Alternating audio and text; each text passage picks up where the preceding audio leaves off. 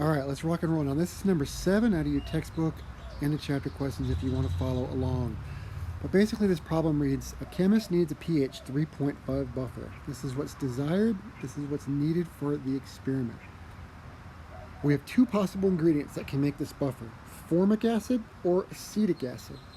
We're going to take the acid, the HA form in both cases, and we're told we're going to titrate or react with sodium hydroxide, okay?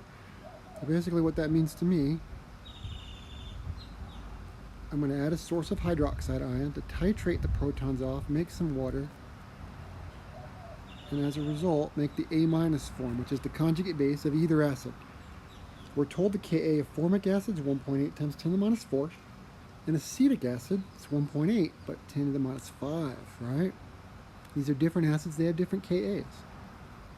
We want to know which of these should we use to prepare the buffer.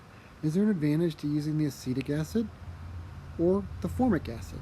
Okay, which buffer do we want to make? Formate with formic acid or acetate with acetic acid?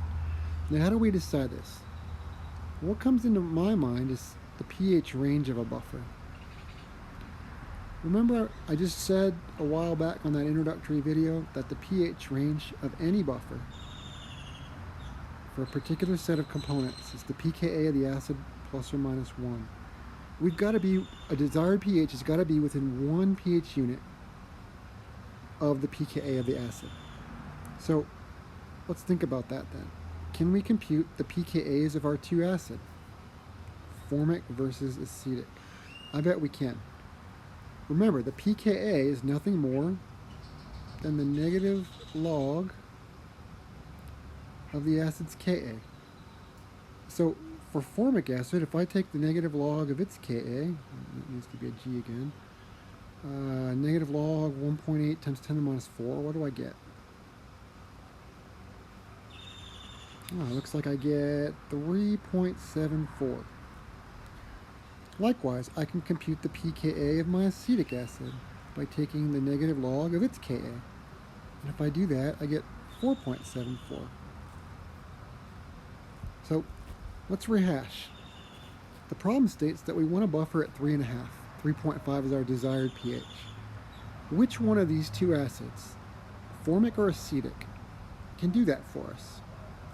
Well, what I note is that the pKa of acetic is too far away. We want 3.5 as our desired pH, and the pKa of acetic is 4.74. The difference there between the pKa of the acid and the desired pH is 1.24 units, and that exceeds my buffering range.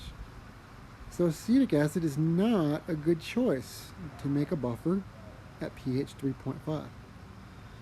However, because my formic acid has a pKa of 3.74, this one works, doesn't it?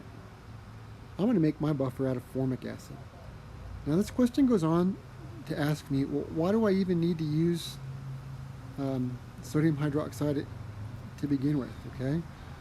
Well, the reason why is because what we're starting with in this problem is the acid, the formic acid. It's got the proton.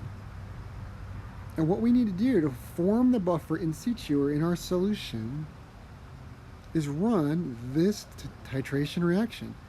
We have to take our acid form and the HA form with the proton. We have to react some, but not all of it, to make water and the conjugate base. Here we'd call that formate.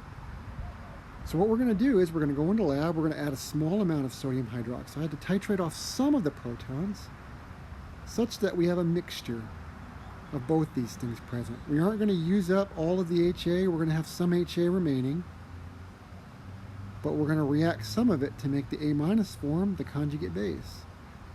So if we react some, but not all of the HA, we'll have a mix of HA and A-, the acid and its conjugate base. And that makes a buffer, doesn't it? If we get the ingredients just right, we can get the pH to equal 3.5.